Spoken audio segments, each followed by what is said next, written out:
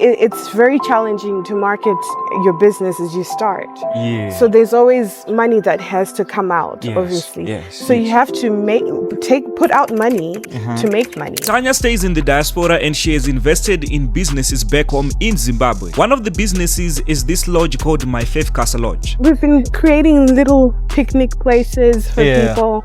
We're still going to add more eventually. She also took a bold move in investing in the business of construction. Today I have many questions. I would want to understand how she is managing to put all the pieces together as she is not always on the ground. Zimbabwe has now become one of the conducive environment to do business, and I'm yet to understand what is drawing people to Zimbabwe to do business. The reason why I said this is because of the number of people from different countries that have managed to contact me wanting to know more about business in Zimbabwe. If I'm to be honest, the interest is growing. Life in the diaspora is fast. Yeah. You have to be a hard worker to be there. We're always working. There's night shifts, day shifts, evening shifts. You know how here in Zim, some restaurants close at 7, shops close at 8. Yeah. Some are 24 hours in this state. It seems like here in Zimbabwe, especially in Africa in general, people are more relaxed. Yes, very much. I feel like when I come here, there's some peace, some relaxation that's going on. Things are just not fast-paced. Yeah. It can be frustrating at times, especially when you're trying to get things done. I've noticed with even employees or business partners, the way I run things, it's like I'm constantly like this, and then everybody's just looking at me like, slow down. So okay, it's I understand. It's a matter of just adjusting and compromising with the situation and the environment and understanding that things are more relaxed here. So how long have you been in America? 22 years. 22 years? Yes. So you're no longer Zimbabwe. At heart I am, which is why I'm back. You guys have an amazing place. Thank you. Where did the idea of doing something like this come from? I've always loved interior designing, and so I thought, why not start something here, make it a lodge. And with lodges you can always change your interior, make it different. And I also love construction, which I also own a construction company. As someone who visits a lot of people who are into business, yes, people who watch my videos would want to build similar things. Yes. And they say, can you find us who can build something like that? Well, this was done by them. Exactly. So yes. AAP construction. Yes. You guys did this. Yes. We renovated, we put bathrooms in each rooms. We built the stage for the conference center. Yeah. We did the gazebo, the fire pitch. Yeah. We do renovations. We produce IBR roofing sheets. We have the warehouse where we produce all the roofing sheets by ourselves. So when it comes to business, I want to talk about business a little bit. Yeah. Were you not guys afraid of venturing into business, starting a business? Sometimes it can be scary. It is scary, but the moment that you feel that it's scary, that's the moment you have to do it. Amazing. That's when you have to really do it. If it's too easy, then it's not worth your time. It's not worth your time. Always take a risk and a challenge at all times. Okay. And here we are. So how is life in America? Life in America is interesting. Yeah. I would say I've been here about 4 or 5 weeks. Yeah. And it's been peaceful here. When you go back, it's back to work, grind mode every day. But yeah, things are fast. Someone told me that here in Zimbabwe, people are more relaxed. Yes, very. I love that though, because this is our place where we come and zen and just feel at home and relax and everything. Because once you go back home, Monday's shift.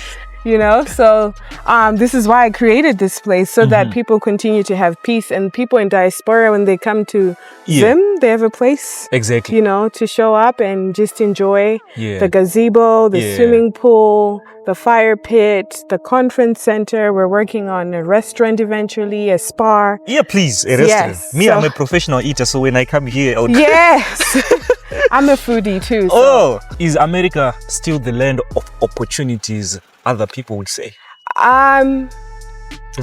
Right now? Yeah, right now. Things are changing. We have a new president and he's changing a lot of things. So back then, yes, it was a land of opportunities. Right now, I would say it's still a gray area. Yeah. When you're looking at Zimbabwe right now, do you think that there are a lot of opportunities that people would explore here? Yes. For me to come back and start creating employment for people here and building this is an opportunity for somebody else to be able to work here, to be able to, especially when we open up the restaurant, there's going to be more work for a lot of people. With the construction too, there's a lot of work. Zimbabwe is developing a lot in terms of infrastructures and real estate. So that's the perfect place to be. I believe anything is possible in Zim if you have the drive to do it. And I believe Zimbabwe teaches people to have entrepreneurship. Yes. So there's not many people working, but entrepreneurship is very big here in Zim. Right now, we're in the main executive room. It has an in-suite. When we created this, we wanted somebody to have that full experience. Exactly. The view outside, watching the pool and the gazebo and the length. Nature, basically. My favorite part, I always tell people, is this side. Women. Yes. It's the closet. It's so nice. Yes, I love shoes and clothes. So for me, when I was creating this, I wanted to make sure I envision all of this. Amazing. And then this is also... How did you do this? This is nice. Yes. And different too. I've never seen anything like this. Yes. So it looks like a closet. Yeah, but it looks like a closet, but there's a toilet there. Yes. So this is our pool area. Yes, this is the pool area, and then we're still working on putting there's usually chairs there so people can sit. So are you going to be allowing people over there? Yes, so right now we're still doing landscaping. I'm hoping to make it a kids side. Where we put some fun stuff for the kids. We're clearing out a lot of things. So yeah, we're still a work in progress, but we're getting there. So guys, as you can see, this is the beautiful house. This is nice. But what I've loved so far, like you could see that this is a sink, but then if you are to go this side, you could see that this is an island. So we have 2 other rooms outside, which makes them a total of 8. So in here we have 6, and then we have 2 on that side. But we have a kitchen too there, so we can either make it in a lodge or an Airbnb, depending to what the guest is in need of on that side. Yes. And then we have shuttle services here. So if you're coming from the Diaspora, we have a shuttle that will pick you up from the airport and bring you here. Imagine. And when you're leaving, we always make sure that you have transport back to the airport. And if you're local and need to just come and you don't have a ride and you don't want to use InDrive, you just call us and we'll come pick you up. How is it running this place and also running a construction company? I would say this is more of my forte.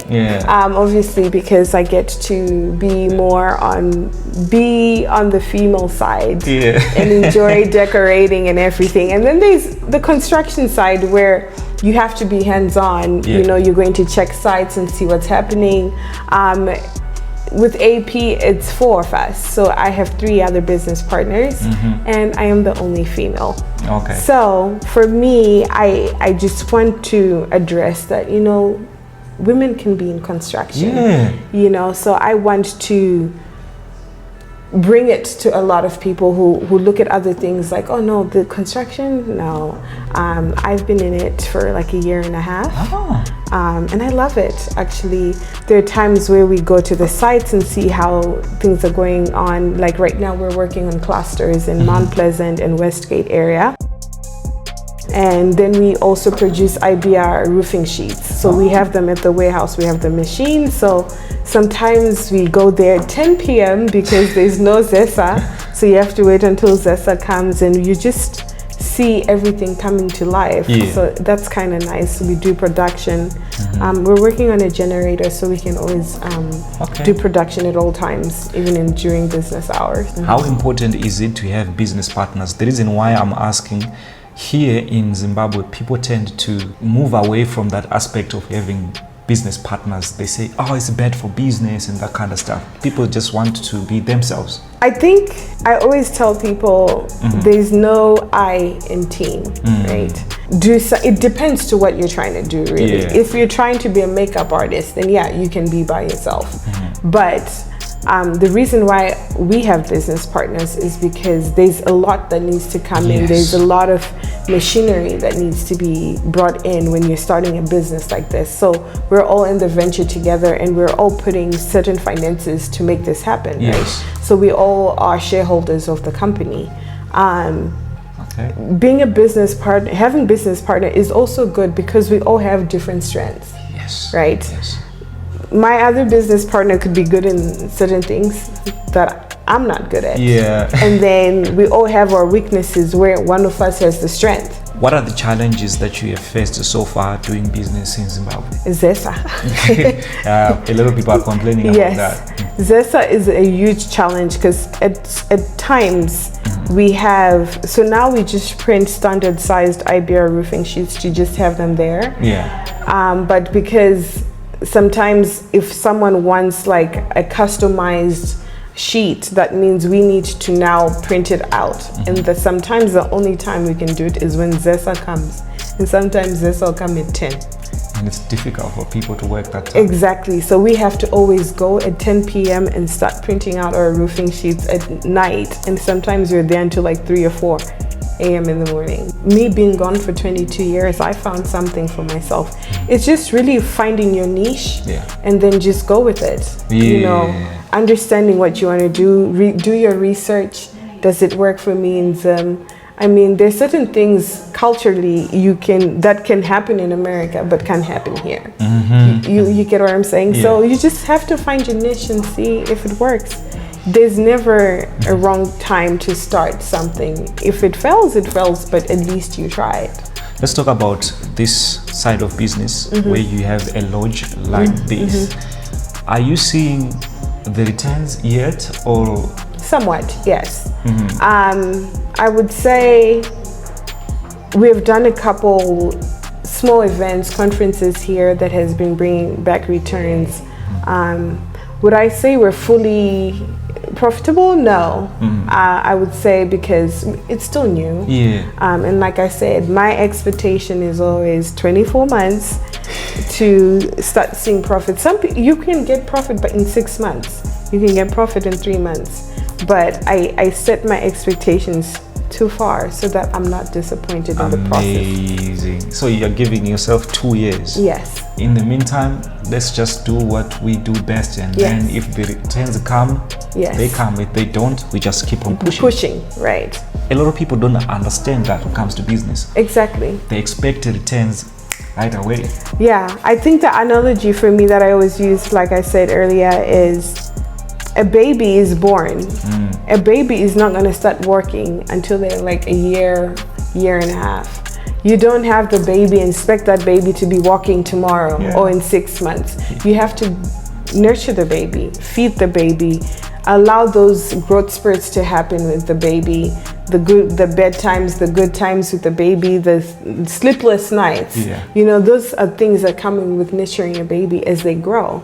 And that's the same analogy that I use for any business, is you gotta start the business, grow it, nurture it by marketing, making sure you're staying on top of everything that you need to. And as long as you trust in what you have built and you have faith in what you're doing and you keep pushing, at some point it'll work. So what should people in Africa focus on to make things better for themselves, especially the young people? I think our generation is very bold and we take risks. So I think our generation should just focus on building something that, if you love something, use it to create money at all times. I think we are very smart, intelligent people, especially the Zimbabweans. We know how to hustle. If there's one thing that Zimbabweans know, is to hustle. And so entrepreneurship is something that I've seen in Zimbabwe, because sometimes there's no job opportunities. You can see a 16-year-old they're selling airtime. You can see them selling chargers. You can see them selling. So there's a lot of hustling going on in entrepreneurship, which I love. As of in the States, it's a 9 to 5. And for you to really start a business in America, it takes a lot. So I think people should just love their continent, love their country, and utilize what we have here, because we are the generation that can change Zimbabwe in the positive outcome that we want. True. What are your words of encouragement to anyone who's watching this video? I would say follow your heart, follow your dream. There's always space to rewrite your story in anything that you do. If you failed in something, there's room to rewrite your story. I always say, I'm a believer, so I always say faith moves impossible mountains. So if you have that faith, push with it.